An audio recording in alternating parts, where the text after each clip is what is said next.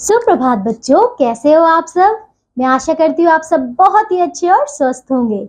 बच्चों, आज की कक्षा में हम शुरू करने वाले हमारा अध्याय नंबर 5। ठीक है, इसका नाम है जिज्ञासा का अंत नहीं। ठीक है बच्चों, तो चलिए शुरू करते हैं। ये है एक कविता। ठीक है बच्चों, चलिए हम इसे पढ़ते हैं और समझते हैं कि ये हमसे क्या कहना चाहते हैं।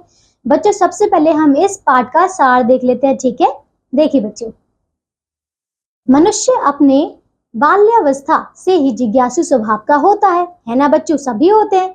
उसके लिए पूरा संसार नया होता है।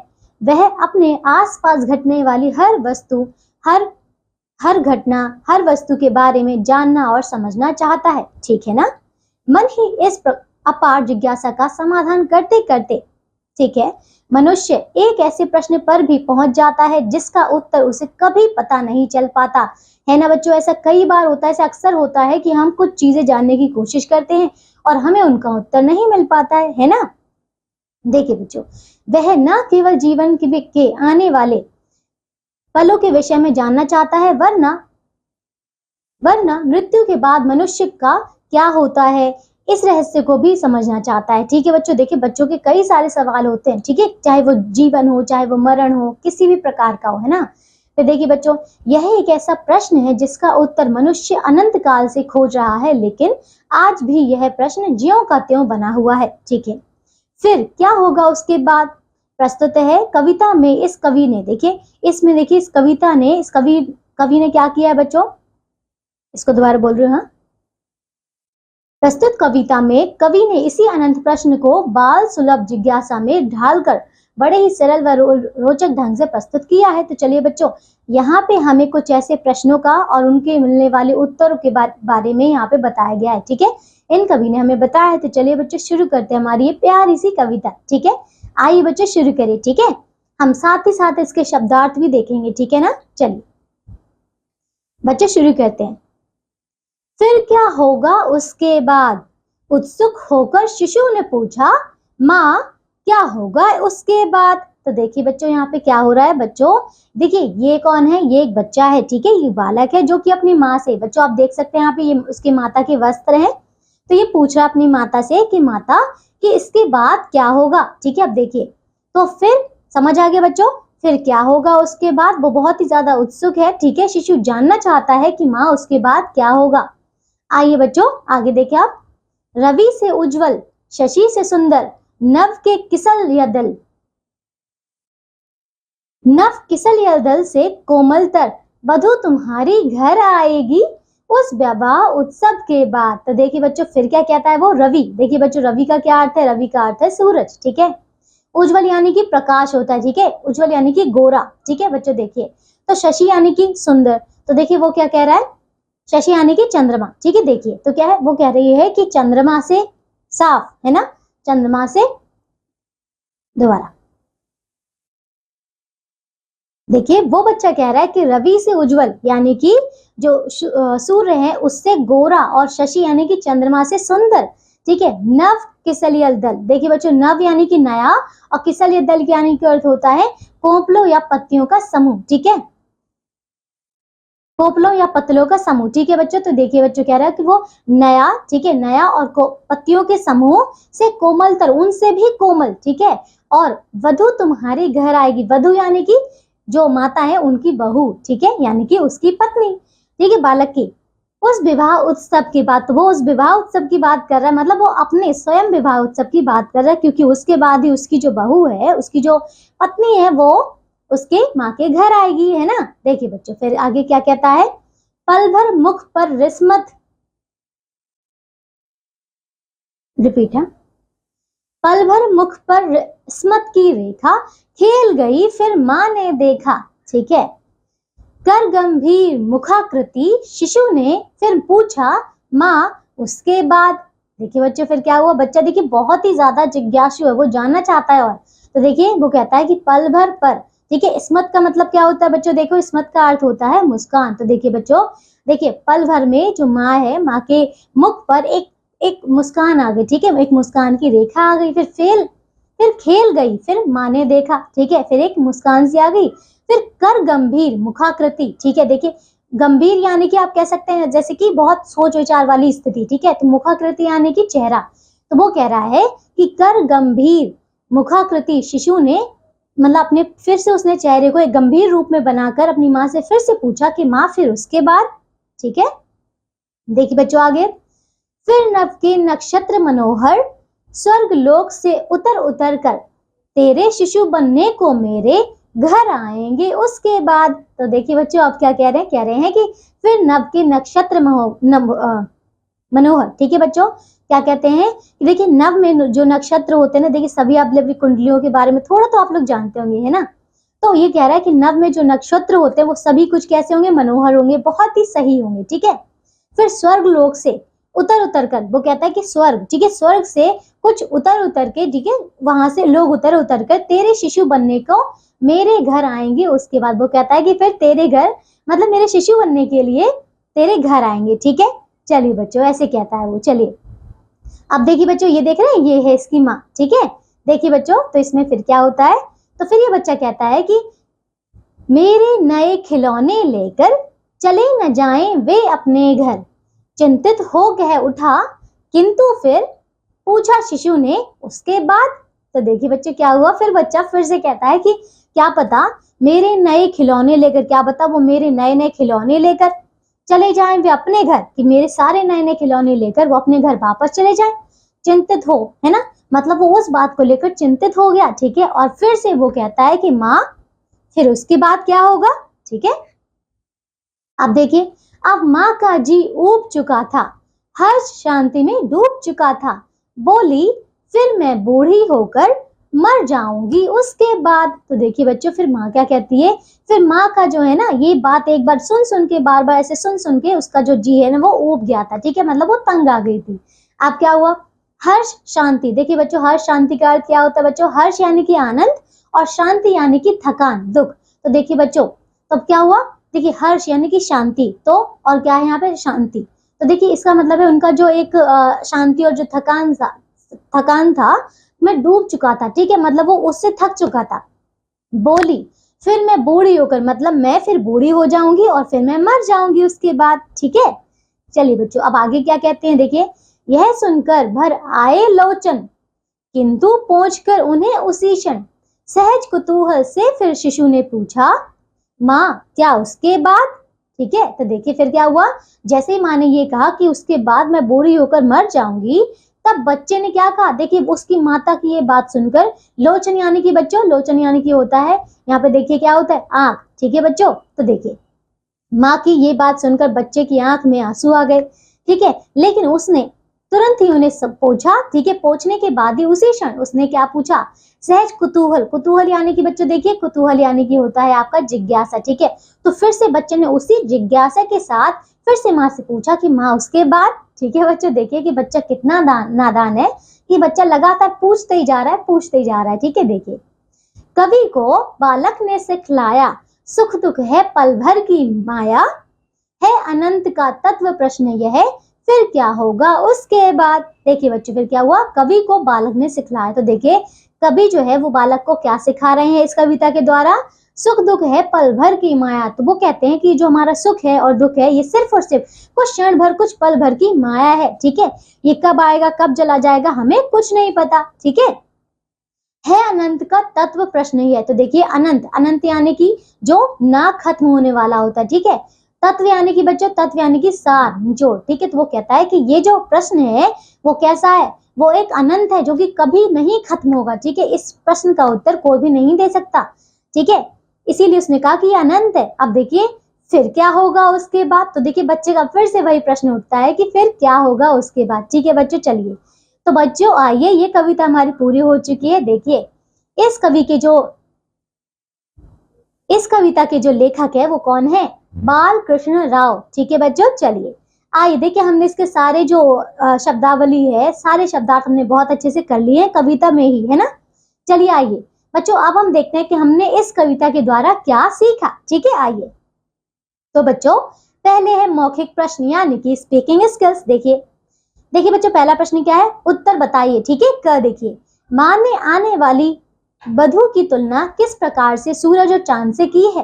तो देखिए बच्चों माँ ने क्या कहा है, माँ ने, देखिए माँ ने क्या कहा है, आइए बच्चों हम यहाँ पे कविता के द्वारा ही देख लेते हैं। देखिए यहाँ पे देखिए बच्चों क्या कह रहे हैं, ये देखिए, ये देखिए इसमें पूछा गया था ना, यहाँ देखिए इसमें है बच्चों, देखिए तो यहाँ पे देखिए इसमें आपका दूसरा ही जो अंतरा है उसमें लिखा हुआ है क्या, वधू तुम्हारी घर आएगी उस विवाह उत्सव के बाद। तो देखिए रवि ने उज्जवल, तो वो किससे किससे तुलना कर रही है, वो कह रही है कि सूरज से सुनहरा, सूरज से सुंदर और चांद से सुंदर। तो वो कह रहे हैं कि सूरज से गोरा और चांद से सुंदर, और नव मतलब वो कह रहे हैं नव, ये जो पत्तियां होती हैं नए फूल पत्ते, उससे भी ज्यादा कोमल तुम्हारी बहू। तो ये उससे उन्होंने तुलना की, किससे, सूरज से, चांद से और नई नई पत्ती और फूल से। ठीक है बच्चों, चलिए अगला प्रश्न देखिए आप।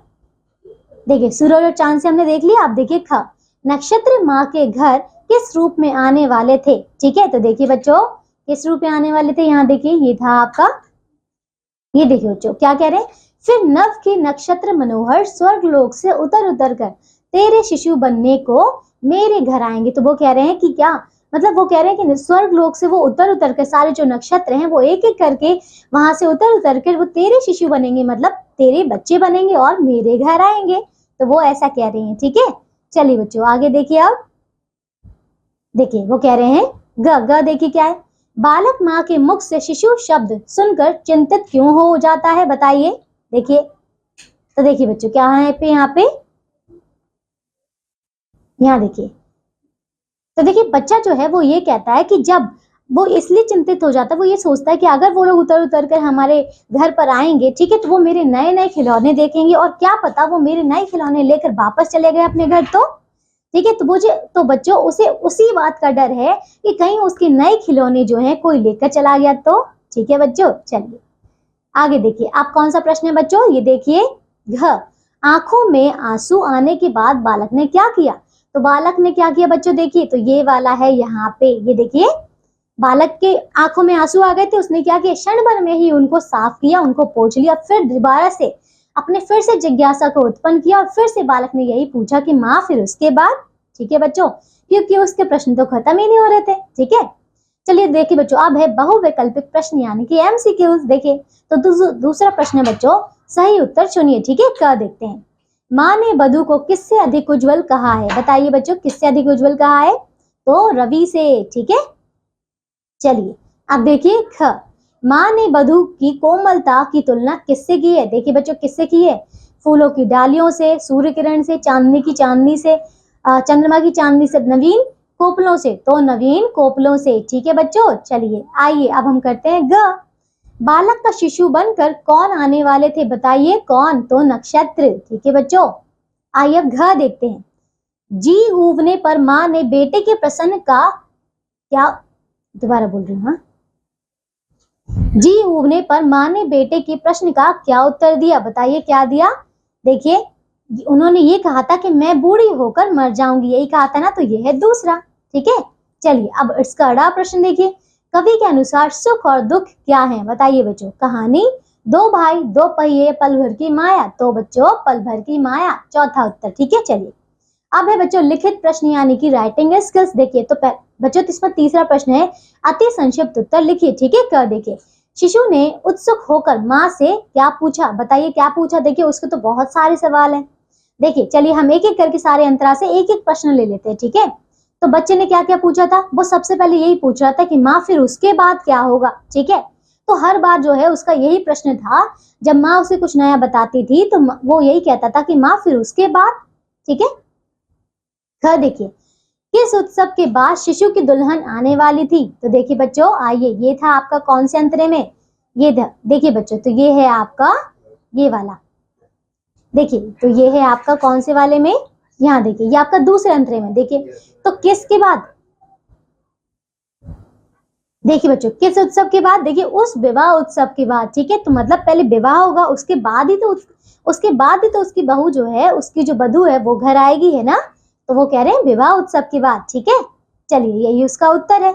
चलिए अब ग देखिए, शिशु के घर स्वर्ग लोक से उतरकर कौन आने वाले थे, तो नक्षत्र। ठीक है, घ देखिए, प्रश्न पाठ में पल भर की माया क्या कहा गया है, बच्चों क्या कहा गया है, उसने सुख दुख को पल भर की माया कहा है। ठीक है, चलिए अब देखिए इसका अगला प्रश्न, फिर क्या होगा उसके बाद, कैसा प्रश्न है, तो कवि ने यही कहा है बच्चों कि ये एक दोबारा बच्चों कवि ने यही कहा है कि ये एक ऐसा प्रश्न है कि ये क्या है, ये कभी ना खत्म होने वाला है, ठीक है, यानी कि अनंत है। ठीक है बच्चों, यही कहा है।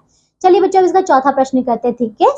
संक्षिप्त उत्तर लिखिए। का प्रश्न देखिए, इस कविता में माँ अपने बेटे के लिए कैसी वधु की कल्पना कर रही है। तो देखिए माँ क्या कहती है कि सूरज से गोरी, है ना, सूरज से गोरी और चंद्रमा से सुंदर, और जो नव जो बच्चों नई पत्तियां होती है, नई फूल पत्तियां होती है, उनसे भी ज्यादा कोमल की बहू की कामना कर रही है। ठीक है, चलिए अब खा देखिए।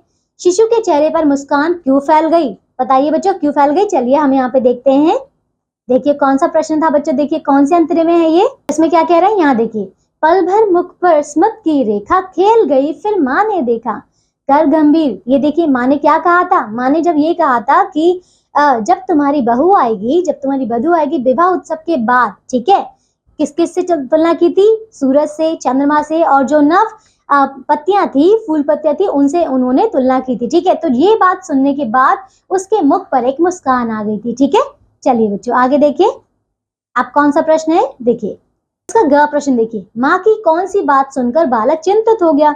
जब माँ उसकी बातों से, उसके प्रश्नों से ऊब गई थी, तब माँ ने ये कहा कि उसके बाद मैं बूढ़ी होकर मर जाऊंगी। तो इस बात को सुनकर जो बालक था वो चिंतित हो गया था। ठीक है, चलिए अब घ देखिए। माँ का जी क्यों उब गया था, क्योंकि बच्चा एक ही बार बार प्रश्न कर रहा था कि माँ फिर उसके बाद क्या होगा, फिर उसके बाद क्या होगा। ठीक है, ड़ देखिए। बालक की आंखों में आंसू क्यों आ गए थे, क्योंकि माँ ने ये कहा था कि मैं बूढ़ी होकर मर जाऊंगी। ये सुनकर बालक की आंखों में आंसू आ गए। ठीक है, चलिए बच्चों पांचवा प्रश्न देखिए। बच्चों पांचवा प्रश्न कौन सा है, विस्तृत उत्तर लिखिए। ठीक है, क देखिए। शिशु का मन उत्सुकताओं से भरा क्यों होता है, ठीक है, कविता के आधार पर लिखिए। बच्चों देखिए क्यों है बच्चों, क्योंकि जो बालक है, जो बच्चे हैं बहुत ही छोटे होते हैं ना, उन्हें नहीं पता होता, वो बिल्कुल आप कह सकते हैं कि बिल्कुल इस दुनिया में जो है बिल्कुल नए हैं, है ना। उन्हें नहीं पता है कि आज क्या होगा, कल क्या होगा, या फिर आसपास में हो क्या रहा है और क्यों हो रहा है ना, उन्हें नहीं पता। इसीलिए वो ऐसे अन्य तरीके के प्रश्न कर रहा है कि देखिए वो कहता है कि माँ कहती है कि तुम्हारी बहू आएगी, फिर नक्षत्र आएंगे, मतलब ऐसे कई सारे वो प्रश्न करता है, फिर वो लगातार पूछता रहता है कि वो फिर क्या होगा, फिर क्या होगा। ठीक है, इसीलिए जो बच्चा है, क्योंकि बच्चे की जो उत्सुकता है वो खत्म ही नहीं हो रही है ना, क्योंकि बच्चा भी छोटा है, उससे ज्यादा आप कह सकते हैं कि उससे ज्यादा वो जानता नहीं है। ठीक है, चलिए ख देखिए। प्रस्तुत पाठ में माँ और बीज, दोबारा है, प्रस्तुत पाठ में माँ और बीज के प्रश्नोत्तर को अपने शब्दों में लिखिए। तो देखिए माँ ने क्या क्या कहा था, देखिए आइए बच्चों यहाँ देखिए। सबसे पहले माँ ने क्या कहा था, देखिए माँ ने उसको बताया था सबसे पहले क्या, देखिए बच्चे ने क्या कहा था कि माँ फिर उसके बाद क्या होगा। तो माँ ने क्या कहा था कि सूरज से सुंदर, और सूरज से गौरी, और चंद्रमा से सुंदर, और नव किसल या दल से कोमल। ठीक है, इन सब से सुंदर तुम्हारी वधू जब घर आएगी तो विवाह उत्सव के बाद, है ना। तो ये सब कहा था। फिर जब बच्चे ने फिर से पूछा कि माँ उसके बाद क्या होगा, ठीक है, तो ये भी क्या था, बच्चे का एक प्रश्न के माँ ने उत्तर दिया था। ठीक है, जब बच्चा इस पर क्या हो गया था, खुश हो गया था, तब क्या हुआ, फिर बच्चे ने पूछा कि फिर क्या होगा माँ। ठीक है, फिर क्या कहा माँ ने ये कहा कि फिर नक्षत्र जो है, नव के नक्षत्र तुम्हारे घर आएंगे, है ना, तुम्हारे शिशु बनकर और मेरे घर में। ठीक है, फिर बालक क्या हो गया था, फिर बालक ये सोचने लगा था कि माँ फिर कहीं वो मेरे खिलौने तो नहीं ले जाएंगे। ठीक है, फिर वो पूछता है कि माँ उसके बाद क्या होगा। फिर माँ जब उब गई थी तो माँ ने कहा था कि जब मैं बूढ़ी होकर मर जाऊंगी। ठीक है, उन्होंने कहा था कि आखिर में मैं बूढ़ी होकर मर जाऊंगी। फिर बालक ने फिर से वही पूछा कि माँ उसके बाद क्या होगा। ठीक है, इसी प्रकार से कई कई तरीके के जो है प्रश्न उसके मन में आते रहे। ठीक है, चलिए बच्चों अगला प्रश्न देखें आप क्या है, यहाँ देखिए ख।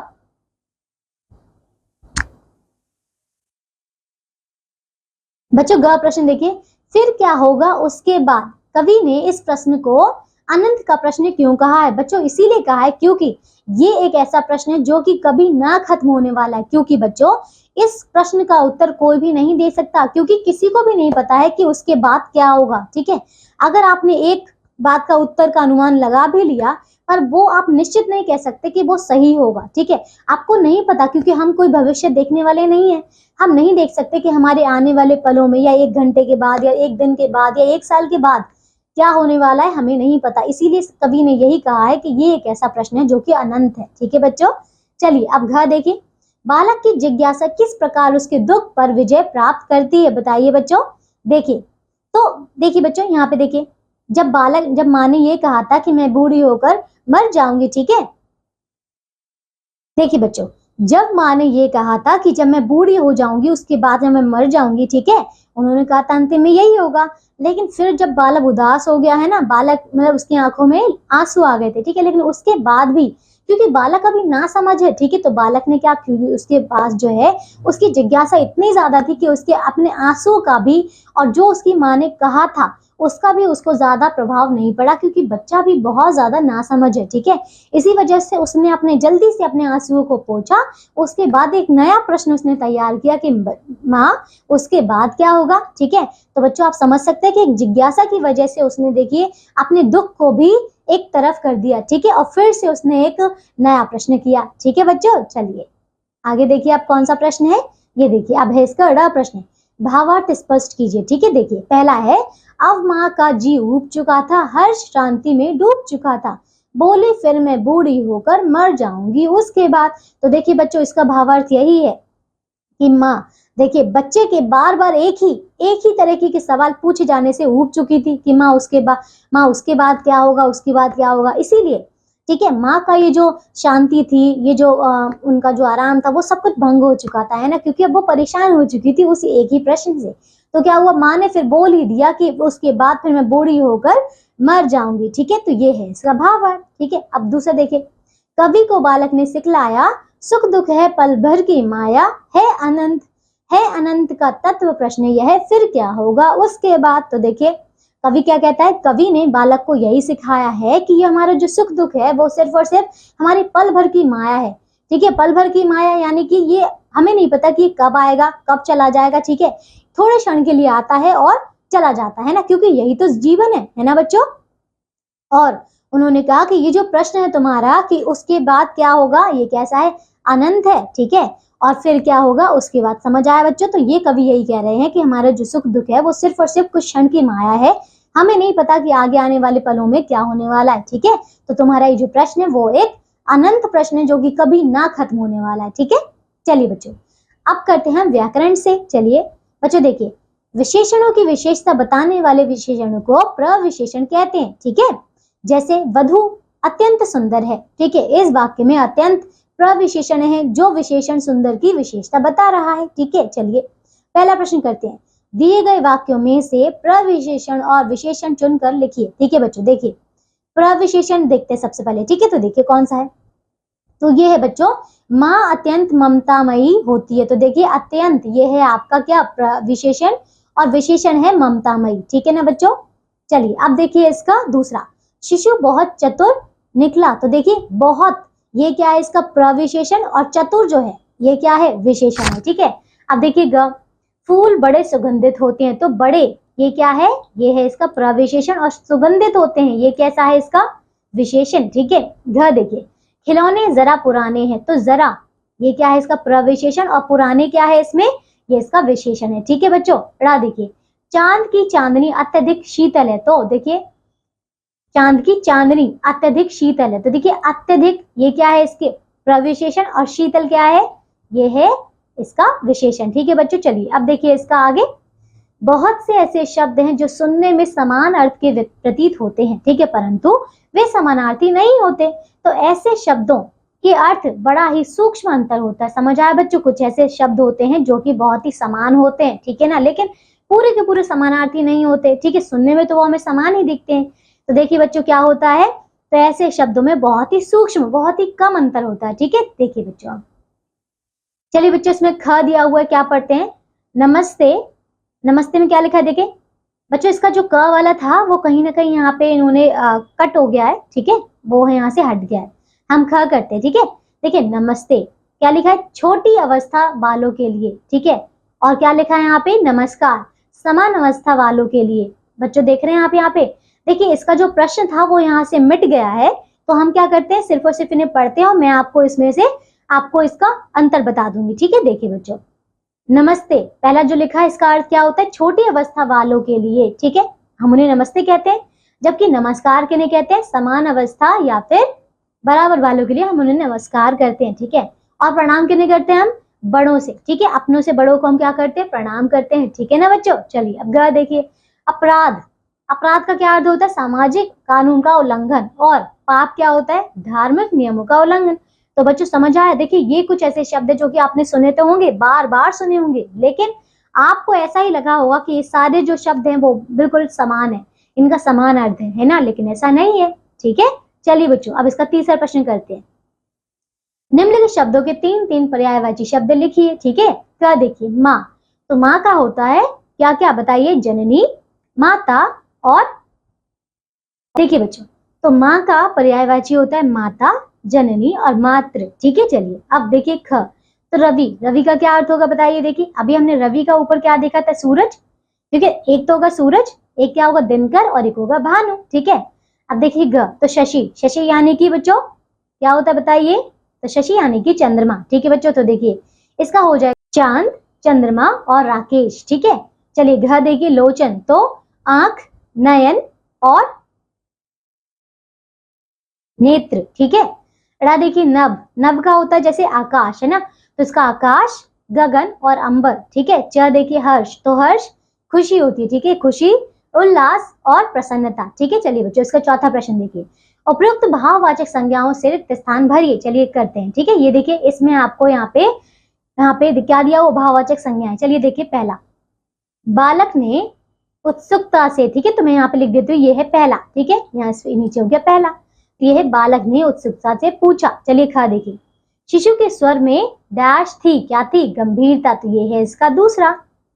ठीक है, चलिए अब ग देखिए, यह शिशु, यह सुनकर शिशु को डैश हुआ, क्या हुआ, दुख हुआ। ठीक है, तो ये है इसका तीसरा।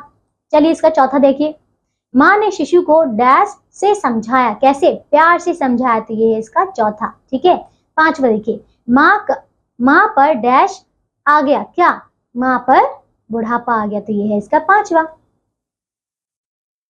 ये थोड़ा सा सही से नहीं लिखा है, इसको मैं दोबारा से लिख देती हूँ। ठीक है, चलिए तो ये मैंने इसको लिख दिया है पांचवा। ठीक है, चलिए बच्चों आगे देखिए, अब है बच्चों आपके पास विषय संवर्धन गतिविधियां यानी कि क्रिएटिव स्किल्स। देखिए तो पहला प्रश्न है, इस कविता को कहानी या एकांकी के रूप में लिखकर विद्यालय समारोह में इसका नाट्य मंचन कीजिए। ठीक है ना बच्चों, तो ये आप सभी बच्चों करेंगे इसे पूरा। ठीक है, दूसरा देखिए, अपनी माँ की अच्छाइयों का उल्लेख करते हुए मेरी माँ शीर्षक से निबंध लिखिए। ठीक है ना बच्चों, तो सभी बच्चे अपनी अपनी माता के विषय में एक निबंध लिखेंगे। ठीक है, उनके अच्छाइयों का वर्णन करेंगे। ठीक है, तीसरा देखिए, वात्सल्य रस पर आधारित कुछ ऐसी कविताएं जिनमें माँ और शिशु के बीच होने वाले वार्तालाप का वर्णन हो, पढ़िए और उनके भावार्थ अपने शब्दों में स्पष्ट कीजिए। ठीक है ना बच्चों, चलिए तो ये वाला आप पूरा करेंगे। ठीक है ना, आगे आपके पास मूल्य परक प्रश्न यानी कि वैल्यूज एंड लाइफ स्किल्स। ठीक है, देखिए तो मृत्यु इस संसार का सबसे बड़ा रहस्य है, इस विषय पर अपने विचार लिखिए। ठीक है ना बच्चों, तो चलिए मैं आपको थोड़ा सा इसमें बता देती हूँ। देखिए मृत्यु किसी को नहीं पता है कि मृत्यु कब हो जाती है ना, कब आना है, एक पल में क्या होना है, एक दिन के बाद क्या होना है ना, हमें नहीं पता। तो इसी वजह से इसको हमने रहस्य माना है बच्चों। इसके ऊपर आपकी जो जो विचार हैं आप यहाँ पे लिख सकते हैं। ठीक है, चलिए बच्चों तो ये कविता हमारी पूरी होती है। मैं आशा करती हूँ आप सभी को ये कविता पढ़कर बहुत अच्छा लगा होगा और आपने बहुत कुछ यहाँ से सीखा होगा, है ना। चलिए अब हम मिलेंगे एक नई कक्षा में ऐसे ही एक नए अध्याय नई कविता के साथ। तब तक के लिए आप सब अपना ध्यान रखिए और स्वस्थ रहिए। बाय।